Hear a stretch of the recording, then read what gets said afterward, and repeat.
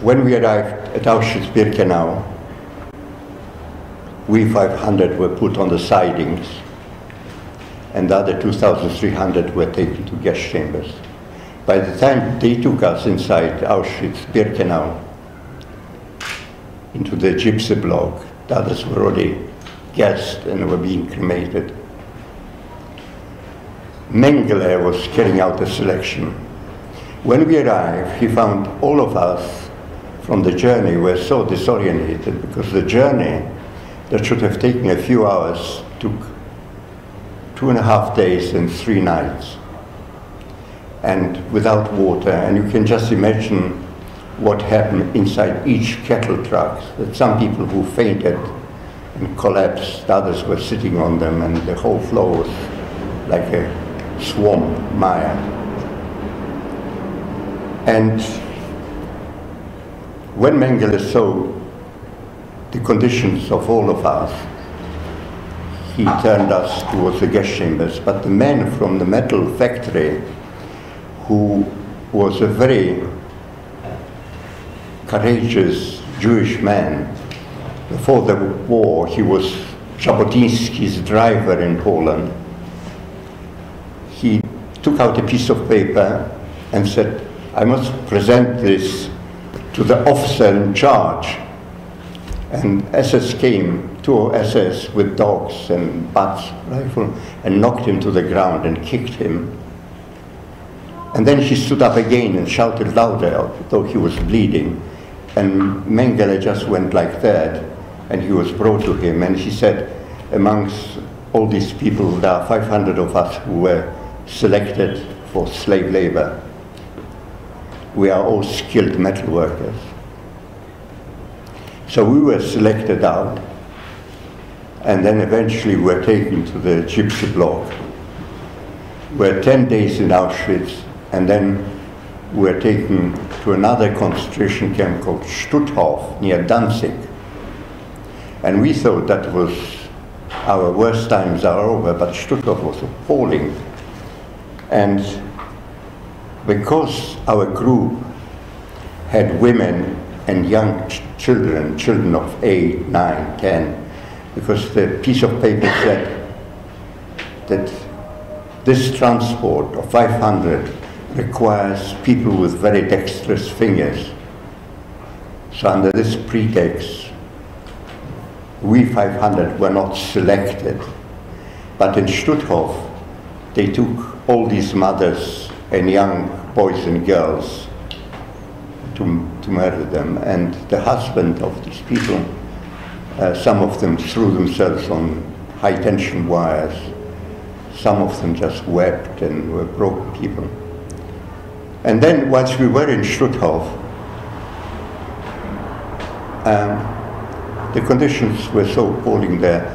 They selected 34 people to load up the machines, because the factory was supposed to be on the borders between Poland and Germany. And then, as the Russians were advancing so fast, they thought, we'll move the machines further to Germany. So they said that they are going to select 32 people to load up the machines. And I was quite certain that I'm not going to survive Stutthof. So as we went in a single file to be selected for loading up the machines, we were told that none of us must speak.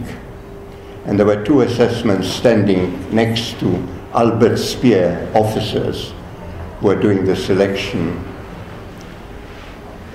Albert Speer was head of the munition in Germany, and he sent his officers.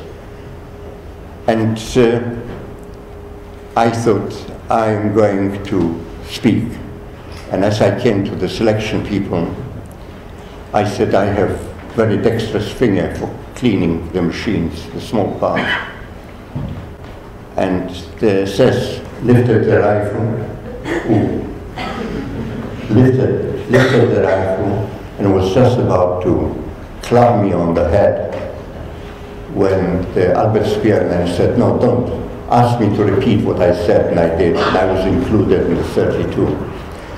We didn't rush to load up the machines because our conditions there where we were sent were very much better.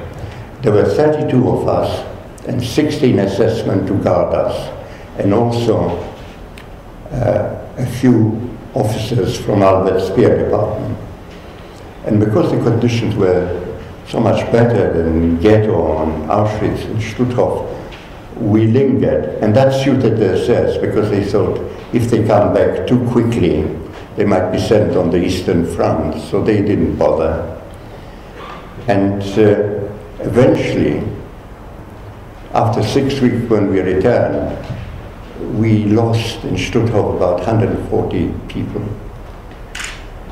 because the people there were being taken on toughening up exercises such that they should be fit to work as slave laborers. And when we came back, we were also selected for the toughening up exercises, and these consisted to be taken to a field by SS and Kapos and carrying boulders from point A to point B, and then after a while from point B to point A. And if anybody dropped a boulder, the dogs were set on him.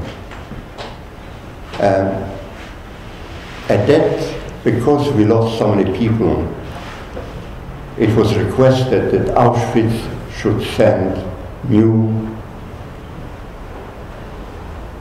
people from Auschwitz to make up the group of 500. Germans were very precise about numbers. 500 had to be 500, not 499. And the toughest people were sent, men and women. And they also were taken for these exercises. Now that I paint, I have, from memory, painted us carrying these boulders. I painted quite a number of things. My big paintings have been purchased by Imperial War Museum. But what I am doing now also is I have dreams, because my sleep is very much lighter for a number of medical reasons. And so when I have dreams, I get up at night, write them down, and then I paint them. And these dreams are mainly of the time when I was still in my town, working for the SS officer and his family. And my job was bringing pig's will at 4:30 in the morning, and then mixing it up with fodder, sweeping the yard and polishing the boots of this officer. And I had a permit to get out of the boundary of my town. And when I went to the dairy to get the pig's will, this kind of buttermilk, I saw Jewish people being collected from little villages, little hamlets by SS, and I really knew what their fate would be. So I paint these in watercolors. Now after Stutthof, we were taken to Dresden. We were taken to a factory there, and we worked in munition, making what the Germans called Kerngeschoss. And we were there during the bombing on the 13th of February 1945, when Dresden was bombed. And our factory was only hit by incendiary bombs. 400 planes came with heavy bombs. 3/4 of an hour later, another 400 Lancaster bombers came with incendiary bombs. And Dresden was one inferno.